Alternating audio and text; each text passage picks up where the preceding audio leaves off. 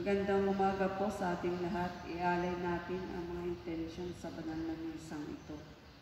Para sa kagalingan ni Celso Tabaco, para sa karangalan ng mapaghalang awa, alay ng Divine Mercy Apostolate, para sa kapayapaan ng kaluluwa ni Nora, Ellen, Christy, Efren, Carlin, Mela, and Jose Chin, Pedro Aderes, Soylo Perpetua, Ramon Aseoche, Leopoldo Manlangi, Aurora Manlangi, Gloria Vargas, Mar Aguinaldo at Rosalie Benitez.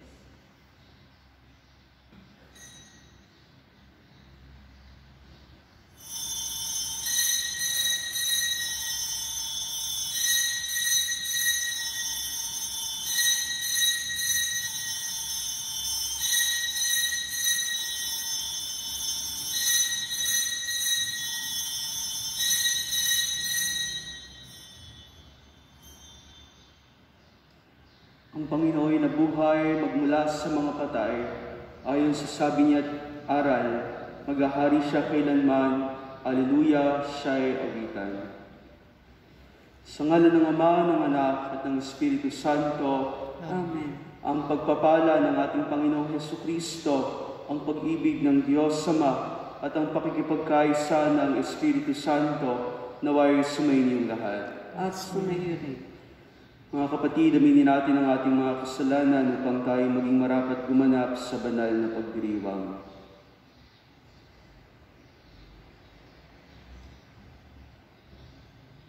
Inaamin ko sa makapangyarihang Diyos at sa inyo, mga kapatid, na lubha akong nagkasala sa isip, sa salita, sa gawa, at sa aking pagkukulang, kaya sinasama ko sa mahal na Birheng Maria, sa lahat ng mga anghel at mga banal, at sa inyo mga kapatid na ako'y panalangin sa Panginoong ating Diyos.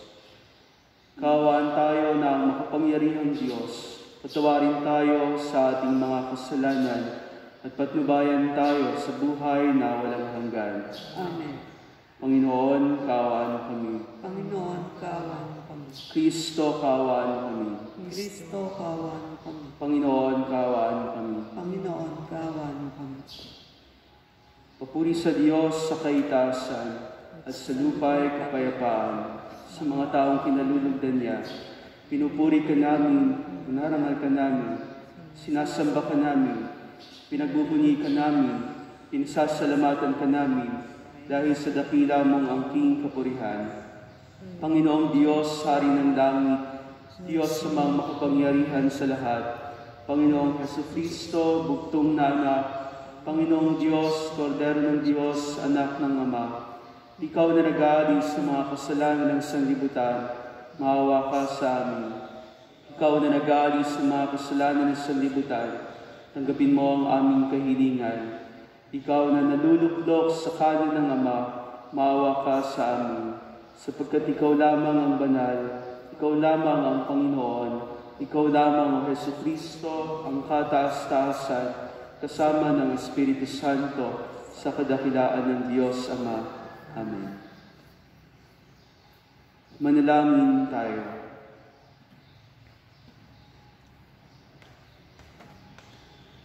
Ama namin makapangyarihan, lagi mo dinaragdagan ang mga supli ng iyong sambayanan.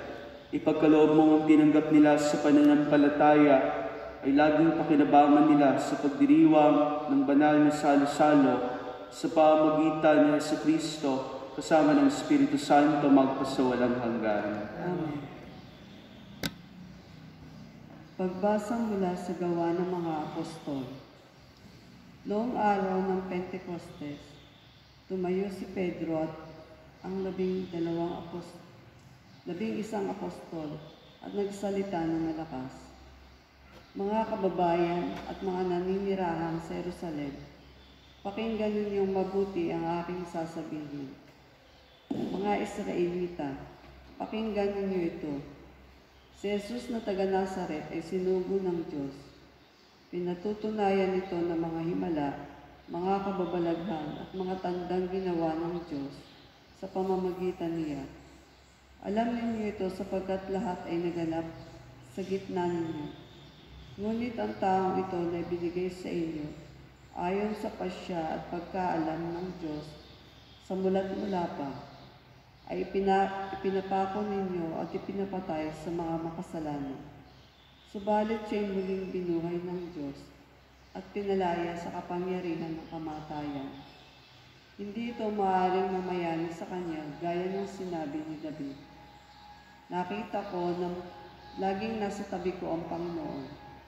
Siya'y kasama ko kaya't hindi ako matitigatig. Dahil dito, nagalak ang puso ko at umawit sa tuwa ang aking dila. At ang katawan ko'y nahihimlay sa may pag-asa, sapagkat ang kaluluwa ko'y di mo pababayaan sa daigdig ng mga patay, at hindi mo itutulot na mabulok ang iyong banal.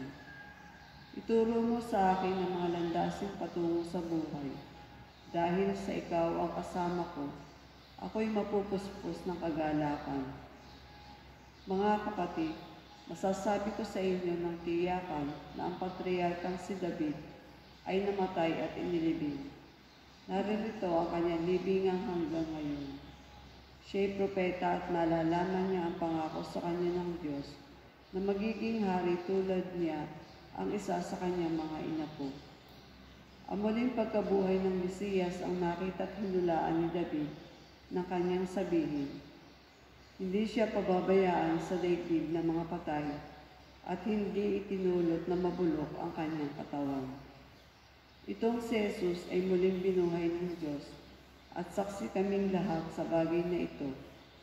Nang itaas siya sa kanan ng Diyos, tinanggap niya sa kanyang Ama ay pinangakong Espiritu Santo at ito'y kanyang ipinagkaloob sa amin, tulad ng inyong nakikita at naririnig ngayon. Ang salita ng Diyos. Diyos ko, ang aking dalangin, ako'y iyong tangkilikin. O Diyos, ako'y ingatan mo, ingatan ng iyong lingkod. Ang hangad ko ay maligtas, kaya sa iyo'y dumudulog. Ika'y aking Panginoon, ang wika ko sa aking Diyos. Kabutihang tinanggap ko ay ikaw ang nagkaloob. Ikaw lamang o poon ko ang lahat sa aking buhay. Ako'y iyong tinutugon sa lahat kong kailangan. Diyos ko, ang aking dalangin, ako'y iyong tangkilikin. Pinupuri ko ang Panginoon na sa akin ay patnubay. Kahit gabi, diwa niya ang sa akin umaakay. Nababatid ko na siya'y kasama ko oras-oras. Sa piling niya kailanmay, hindi ako matitinag. Diyos ko, ang aking dalangin, ako'y iyong tangkilikin. Kaya't ako'y nagdiriwang, ang diwa ko'y nagagalak. Ang lagi kong nadaramay, hindi ako matitinag. Pagkat di mo tutulutan ang mahal mo ay malagak sa balon ng mga patay upang doon ay maagnas. Diyos ko, ang aking dalangin, ako'y iyong tangkilikin. Ituturo mo ang landas na buhay, ang hahantungan. Sa piling mo'y madarama ang lubos na kagalakan. Ang tulong mo'y nagdudulot na ligayang walang hanggan. Diyos ko, ang aking dalangin, ako'y iyong tangkilikin. Alleluia, alleluia. Araw ngayong gawa ng Diyos, magdiwang tayo ng lubos. Purihin ang manunubos. Alleluia, alleluia.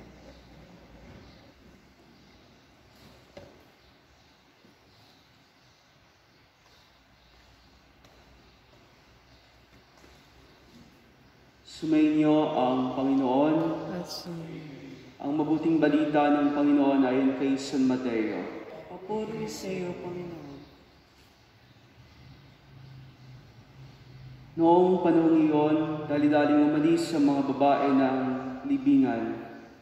Pinagharian sila ng magkahalong takot at galak, at patakbong nagpunta sa mga alagad upang ibalita ang nangyari. Ngunit sinalubong sila ni Jesus at binati, at lumapit sila. Niyakap ang kanyang paa at sinamba siya. Sinabi sa kanila ni Jesus, "Huwag kayong matakot. Humayo kayo at sabihin sa mga kapatid ko na pumunta sila sa Galilea at makikita nila ako roon." Pagkalis ng mga babae, pumunta naman sa lungsod ang ilan sa mga kawal na nagbabantay sa libingan at ibinalita sa mga punong saserdote ang lahat ng nangyayari. Nagtipon-tipon ang mga ito at matapos makipagpulong sa matatanda ng bayan, sinuhulan ng malaki ang mga kawal. At tinutusan sila ng ganito ang ipamalita. Samantalang natutulog kami kagabi, naparito ang kanyang mga alagad at ninakaw ang bangkay. Sinabi pa nila, huwag kayong mag-alala, makarating man ito sa gobernador. Kami ang bahala. Tinanggap ng mga bantay ang salapi at ginawa ang bilin sa kanila. Hanggang ngayon, ito pa rin ang sabi-sabi ng mga Hudyo. Ang mabuting balita ng Panginoon. Pinupuri ka namin, Panginoong Jesucristo.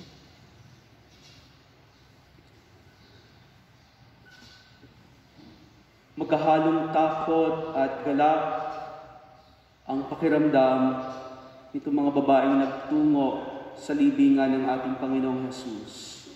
Takot sapagkat akala nila na ninakaw ang bangkay ng ating Panginoon. Kagalakan sapagkat alam din nila na ang Diyos ay talagang nabuhay, na naging tapat sa kanyang pangako. Maraming mga kapatid, isa sa pangunahing nagiging dahilan na pumipigil sa ating mga sarili sa lahat ng bagay na ating ginagawa ay wala namang iba kundi ang pagkatakot. Na tila tayo ay napaparalisa sa ating pagkatakot. Natatakot tayo na baka dumating ang panahon na tayo mag-isa lamang. Natatakot tayo na makaiwan din tayo ng mga taong pinagkakatiwalaan natin, ng mga taong mahal natin sa buhay. Natatakot tayo kung saan tayo kukuha ng ating pangailangan, lalo tigit ngayong panahon ng pandemya na talaga namang napakahirap pa rin ng buhay. Natatakot tayo na baka hindi natin alam kung ano pa ang mangyayari sa mga susunod na araw.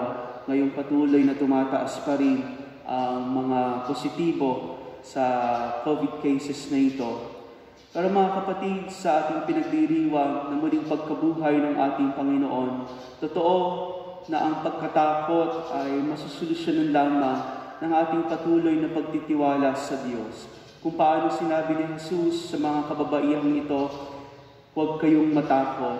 Ito'y nangangahulugan. Una, na totoo, si Jesus ay muling nabuhay, na naging tapat sa kanyang pangako, na sa kanyang pagkabuhay, kahit ang kamatayan, kahit ang pagkakasakit o anumang mga negatibo, ay pinagtagumpayan na ng ating Panginoong Jesus dahil sa kanyang muling pagkabuhay. At ito ang nararapat na magbigay sa atin ng pag-asa upang sa kabila ng mga takot na ito at pangamba, mayroon tayong inaasahan, mayroon tayong mapagkakatiwalaan, mayroon tayong isang Diyos na sadya namang talagang maaasahan sa lahat ng oras. Ang ikalawa, itong pagsasabi ng ating Panginoon na huwag kayong matakot ay nangangahulugan din ng patuloy na pagtitiwala din sa atin upang magampanan natin ang ating misyon. Sa mga babaeng ito, ang bilin ni Jesus, ipamalita sa kanyang mga alagad na sila'y kakatagpuin o magtungo sa Galilea at doon ay makikita ang ating Panginoong Jesus. At tayo rin mga kapatid, sa muling pagkabuhay na ito, bagamat lahat naman tayo ay natatakot, lahat tayo ay may pagkakataong nawawalan ng pag-asa, ang mga pananalita ni Jesus, huwag kang matakot. Ang nawa ang tunay na magbigay sa atin ng kagalakan sa kabila ng mga pangamba at pagtatanong sa ating buhay, sa kabila ng pagkatakot sa pagkakaroon ng karamdaman kahit pa ang kamatayan. Sapagkat si Jesus, tunay niyang pinagtagumpayan ng mga bagay na ito, kung kaya't ang takot ay walang puwang para sa isang taong nananampalataya sa Panginoong Diyos na muling nabuhay. Hindi nanatili si Jesus sa Biyernes Santo. Hindi siya nanatili sa pagkamatay, sa pagpapakasakit, kundi siya'y muling nabuhay. Nagpapaalala sa atin na ang tanging pakalalaban lamang o makapagtatagumpay sa ating pagkatakot ay walang iba kundi ang paniniwala sa Diyos na muling nabuhay, na siyang magbibigay sa atin ng pag-asa, ng pagtitiwala, lalo tigit ng patuloy na magampanan ng ating misyon na iniaatas sa atin ng Panginoon.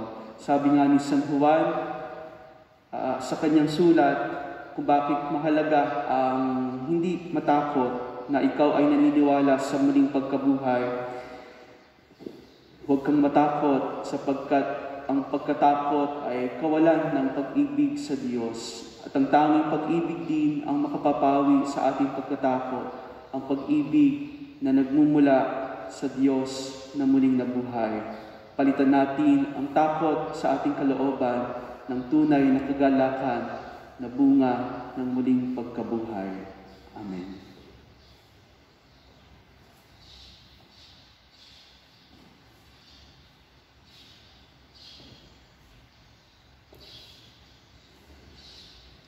Sa kagalakan ng Pasko ng Pagkabuhay, kasabay ang pagdiriwang ng ika-500 taon ng Kristyanismo sa ating bansa, manalangin tayo sa Ama upang maipahayag natin ng lubos ang tagumpay ni Kristo laban sa kasalanan at kamatayan. Ang ating itutugon, Panginoon ng muling pagkabuhay, dinggin mo kami. Panginoon ng muling pagkabuhay, dinggin mo kami. Para sa simbahang Katolika, ipahayag nawa niya ang tagumpay ni Kristo na dumaig sa kasalanan, hirap at takot sa mundo. Manalangin tayo. Panginoon ng muling pagkabuhay, dinggin mo kami. Para sa mga pinuno ng simbahan at pamahalaan, talikdanawa nila ang pansariling interes at patuloy nawa silang tumayo at ipangaral ang mabuting balita sa mga hindi pa nakakakilala kay Kristo. Manalangin tayo. Panginoon ng muling pagkabuhay, dinggin mo kami. Para sa buong sanlibutan, lalo tigit ang bansang Pilipinas na nagdiriwang ng ika-500 taon ng Kristyanismo, naway itakwil natin ang kasalanan at mamuhay tayong muli bilang mga anak ng Diyos. Manalangin tayo. Panginoon ng pagkabuhay, dinggin mo kami. Para sa mga biktima ng kahirapan at ng karapatang pantao, naway matagpuan nila ang kapayapaan at hustisya na kanilang inaasam. Manalangin tayo. Panginoon ng muling pagkabuhay, dinggin mo kami. Para sa ating lahat na nakikiisa sa pagdiriwang na ito, upang patuloy tayong kalingain ng poong may kapal at pagpalain ang lahat ng ating gawain sa ikatatagumpay ng kaharian ng Diyos sa lupa. Manalangin tayo. Panginoon ng muling pagkabuhay, dinggin mo kami. Dakilang Ama, sa muling pagkabuhay ng iyong anak, nalupig ang kapangyarihan ng kamatayan. Nawa ang ginagawa naming pagdiriwang sa ika-500 taon ng pananampalataya ay magdulot sa amin ng pagbabagong buhay sa pamamagitan ni Jesucristong aming Panginoon. Amen.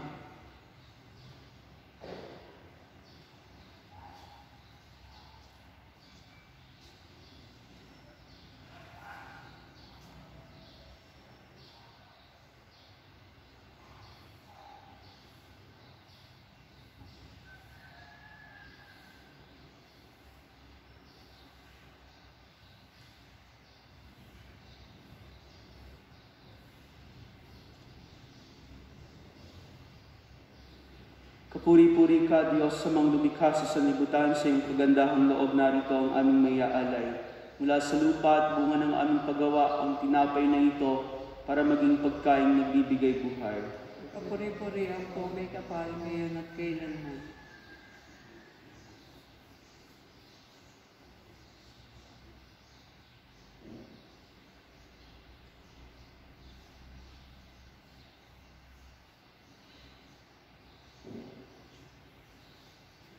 Kapuri-puri ka, Diyos, sa mga lumikha sa sanlibutan, sa iyong kagandahang loob narito ang aming maiaalay. Mula sa katas ng ubas at bunga ng aming paggawa, ang alak na ito para maging inuming nagbibigay ng iyong Espiritu. Kapuri-puri ang poong may kapal ngayon at kailanman.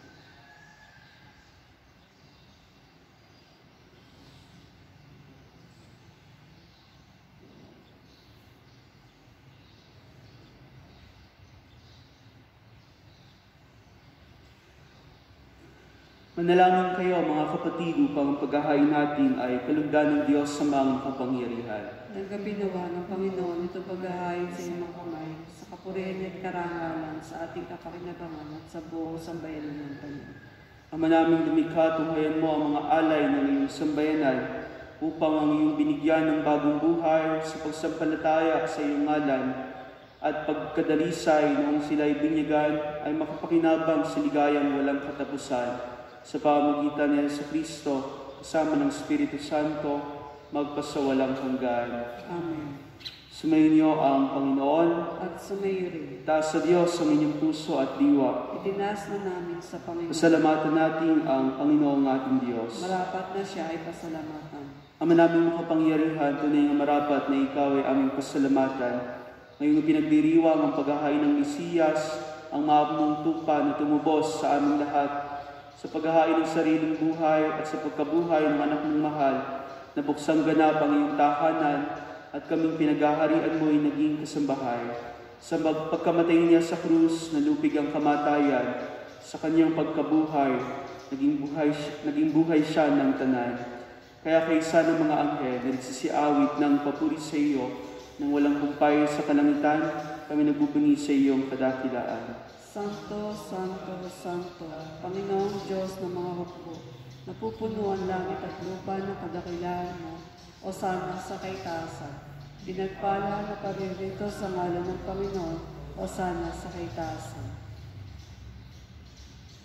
Ama naming banal, ikaw ang bukal ng tanang kabanalan, kaya't sa pamagitan ng iyong Espiritu, gawin mong banal ang mga kaloob na ito, upang para sa amin maging katawan at dugo ng aming Panginoong Jesucristo.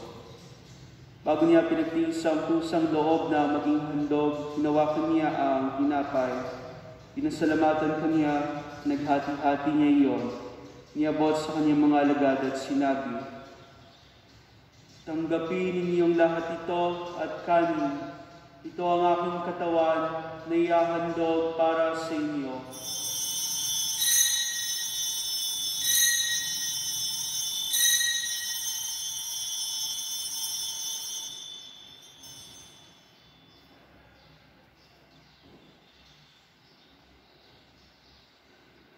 Gayun din naman noong matapos ang hapunan, hinawakan niya ang kalis, muli kanyang pinasalamatan. Iniabot niya ang kalis sa kanyang mga alagad at sinabi, "Tanggapin ninyong lahat ito at inumin. Ito ang kalis ng aking dugo, ng bago at walang hanggang tipan.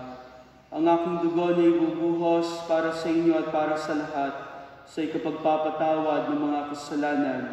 Gawin ninyo ito sa pag-alala sa akin."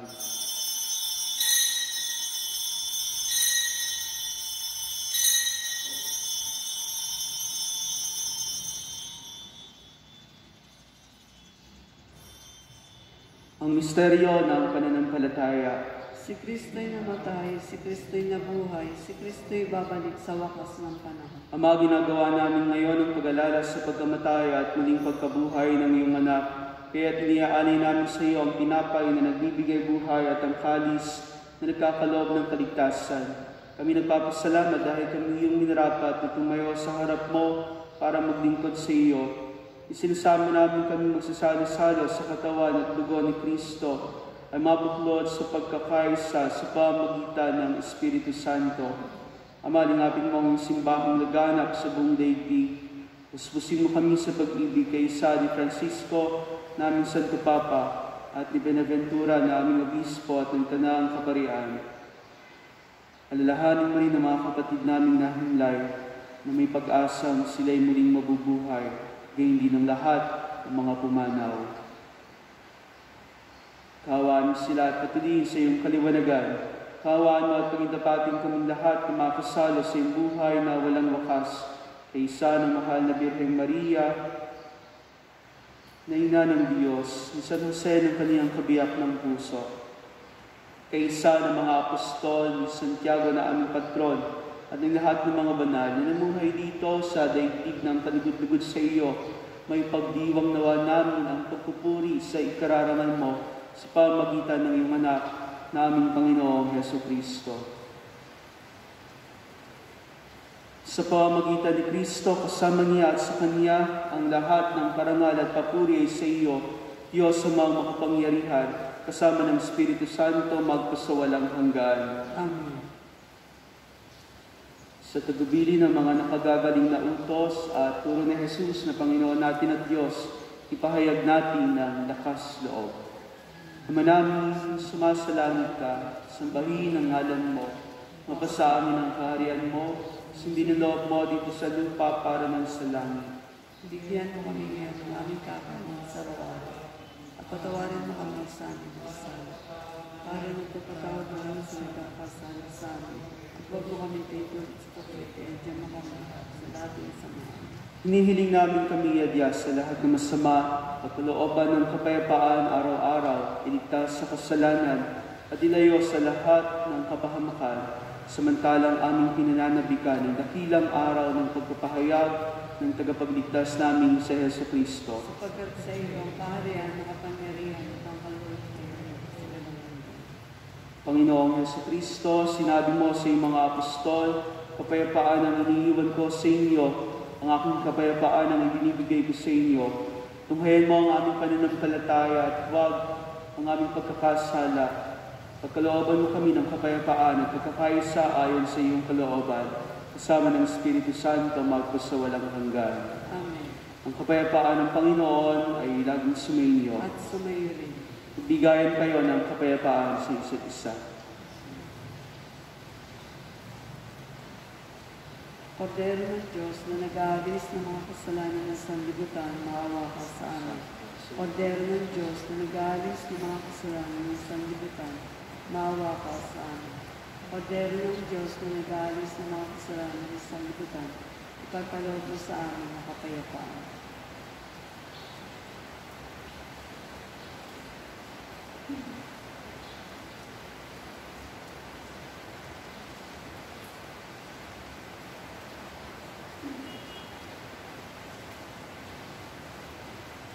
Mga kapatid, ito ang ating Panginoong Jesus na muling nabuhay. Siya ang kordero ng Diyos na nag-aalis ng mga kasalanan ng sanlibutan. Mapalad ang mga inaniyahan sa kanyang piging. Panginoon, hindi ako dapat patuloy sa iyo, ngunit sa isang salita mo lamang ay gagawin natin. Ang katawan ni Kristo. Amen.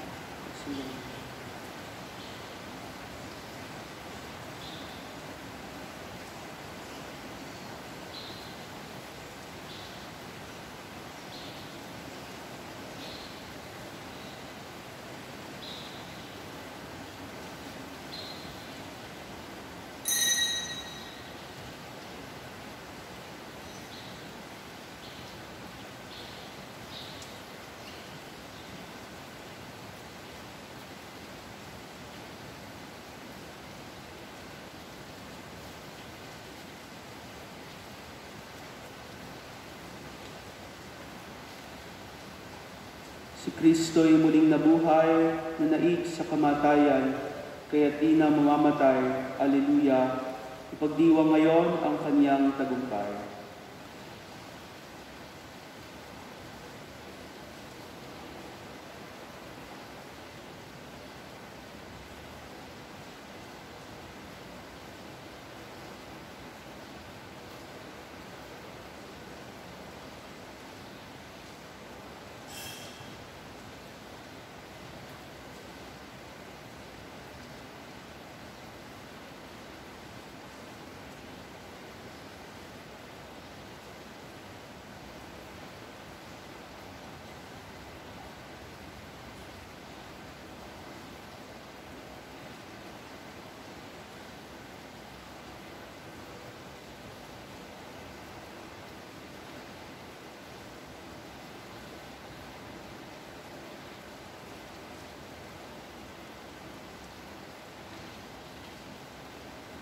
Manalangin tayo.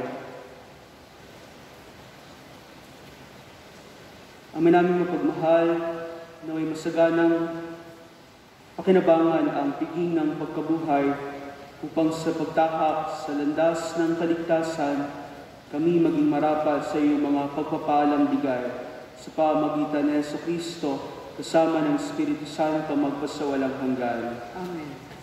Ano man ang iyong kinakatakot at kinapangamba sa mga pagkakataong ito, tandaan mo, si Jesus ay muling nabuhay, kung kaya't dapat, katulad din ng kanyang pananalita, huwag kang matakot. Tayo ay kinakailangan magtiwala at maniwala sa kapangyarihan at kakayahan ng ating Panginoong Jesus na muling nabuhay. Sumainyo ang Panginoon At sumayin. naway pagpalain kayong lahat at ang buong pamilya sa ngalan ng Ama, ng Anak at ng Espiritu Santo. Amen. Ang misa'y naialay na, taglayin ninyo ang kapayapaan at kagalakan ni Kristo. Salamat sa Diyos.